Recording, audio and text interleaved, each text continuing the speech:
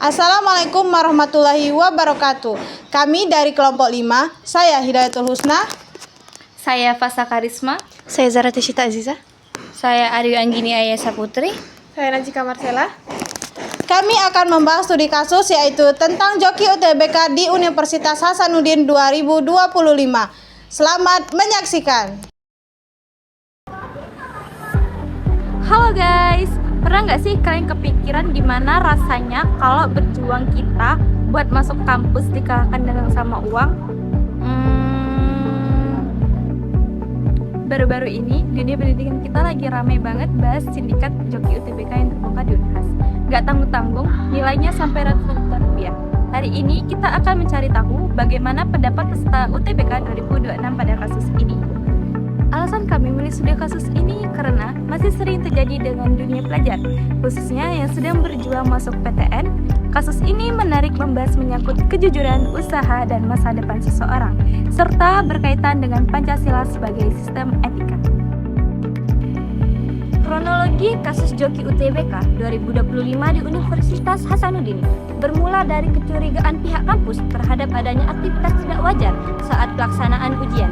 Setelah ditelusuri, ditemukan adanya sindikat yang melibatkan 6 orang, termasuk mahasiswa kedokteran dan pegawai IT kampus. Mereka bekerja secara terorganisir dengan memasang aplikasi remote pada komputer peserta ujian, sehingga soal yang muncul bisa dikerjakan oleh joki dari luar lokasi. Sindikat ini menawarkan jasa meloloskan peserta ke Fakultas Kedokteran dengan tarif hingga 200 juta yang dijanjikan dibayar setelah peserta dinyatakan lolos. Adapun faktor penyebab kasus ini dapat terjadi. Yang pertama itu ada faktor ekonomi. Imbalan yang cukup besar membuat pelaku tersebut tergiur untuk memenuhi kebutuhan hidupnya. Nah, imbalan yang cukup besar ini mencapai 200 juta. Kemudian itu ada faktor individu yang mencakup tentang moral dan mentalitas. Rendahnya kejujuran dan integritas peserta dapat menjadi penyebab utama.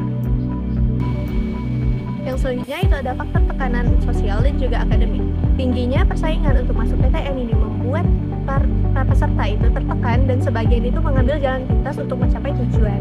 Nah, yang keempat itu ada faktor oknum atau penyalahgunaan wewenang. Nah, keterlibatan para tenaga IT sebagai orang dalam ini mencerminkan penyalahgunaan dari kepercayaan dan juga jabatan. Adapun beberapa dampak bagi pelaku yang melakukan joki UTBK itu, salah satunya yaitu dampak bagi peserta itu sendiri. Peserta dapat didiskualifikasi dari seleksi dan hilangnya kepercayaan diri karena diperoleh tidak jujur dan merusak masa depan. Kedua, bagi peserta lain. Nah, peserta lain itu dapat dirugikan karena peluangnya diambil oleh pelaku kecurangan. Yang ketiga yaitu dampak bagi institusi atau Unhas itu sendiri, yaitu menurunkan reputasi dan kepercayaan masyarakat terhadap sistem seleksi kampus. Keempat itu ada dampak sosial. Nah, dampak sosial ini akan menumbuhkan budaya yang tidak jujur dan mengikis nilai-nilai Pancasila. Yang terakhir, dampak bagi pelaku itu hukuman pidana, dan bagi mahasiswa joki dapat sanksi akademik beserta dropout atau DO. Permisi Kak, boleh minta waktunya sebentar? Nah, di sini kami itu mau wawancarai peserta UTBK 2026 tentang kasus dari joki UTBK 2025 dulu.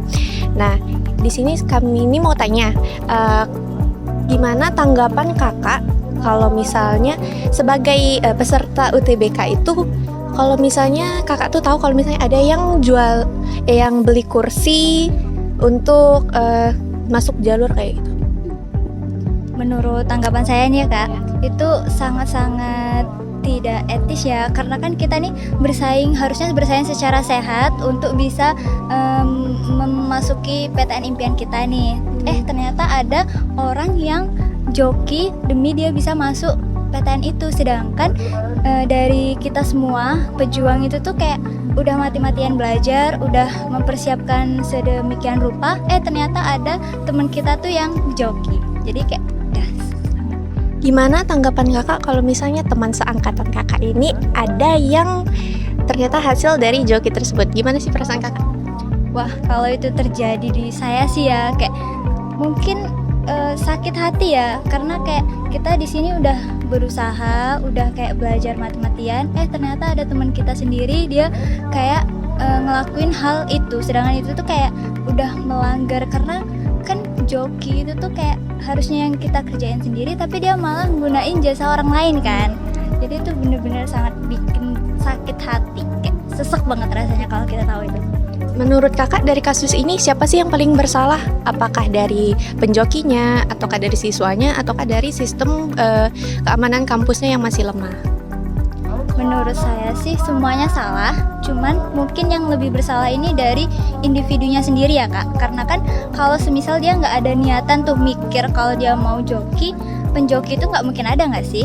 Kayak nggak bakal dia tuh ada nawarin kayak gitu kalau emang semisal nggak ada minat dari individunya sendiri. Terus dari orang tuanya juga salah karena dia ngasih izin ke anaknya sendiri untuk ngelakuin hal itu. Terima kasih Ya. untuk wawancaranya kakak, sangat-sangat membantu untuk menyelesaikan tugas kuliah kami. Oke, hai Kak. Halo. Oke, di sini dengan namanya siapa? Asa. Oke, Kakak di sini itu sebagai peserta UTBK ya? Iya benar sekali. Kakak gap year atau tahun 2026 ini? Aku gap year kebetulan. Oke, jadi di sini aku akan wawancara Kakak untuk kasus joki UTBK. Jadi di sini kami ada beberapa pertanyaan untuk Kakak tentang tanggapan Kakak dengan kasus ini. Nah, untuk yang pertanyaan pertama itu ada Kakak kan sudah melakukan UTBK nih. Nah, di sini ada kasus di mana joki ini ada mendapatkan 200 juta. Nah, gimana tanggapan Kakak sebagai seorang mahasiswa yang gap year dan berjuang untuk agar lulus di PTN IPN? Menurut aku itu nggak fair ya buat peserta didik lainnya, yang mana mereka tuh sama-sama berjuang kan, usahanya sama, cuman berbeda di mereka ngeluarin uang 200 juta buat jalur yang lebih cepat gitu. Jadi menurut aku itu nggak adil sih buat yang lainnya yang udah mati-matian berusaha keras gitu. Oke, terima kasih. Untuk pertanyaan kedua itu ada menurut Kakak tekanan untuk masuk ke jurusan yang bergengsi itu terlalu tinggi apa sampai orang-orang tersebut joki?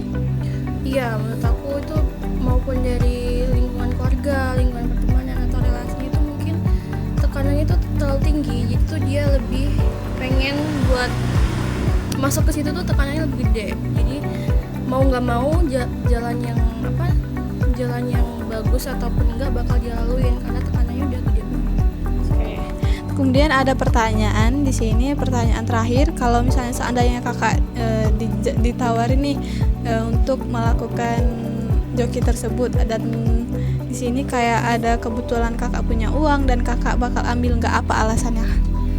Walaupun aku punya uang yang cukup buat joki itu, kayaknya aku menolak keras. Aku nggak bakal ambil karena itu berlawanan banget sama prinsip aku, dan juga kalau misalnya aku pakai joki tugas berarti itu aku joki UTBK itu tadi, berarti aku nggak percaya sama kemampuan diri sendiri itu.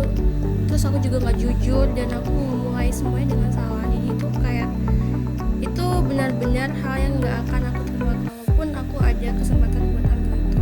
Oke, terima kasih Kak. Mungkin ini tanggapan dari mahasiswa yang gap year ya, yang dimana Kakak ini berjuang untuk masuk ke PTN sehingga ada orang joki tersebut, ya itu tanggapannya. Ya, oke, terima kasih Kak. Oke. Apa sih solusinya? Nah, solusinya itu dapat diatasi dengan kecurangan joki ini dapat dilakukan secara preventif, represif, dan edukatif. Nah, secara preventif ini perlu peningkatan keamanan sistem IT dan pengawasan ketat saat ujian.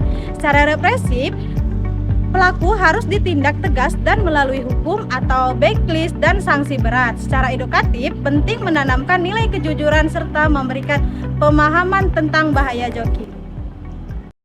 Sekian video dari kelompok kami ucapkan terima kasih. Wassalamualaikum warahmatullahi wabarakatuh.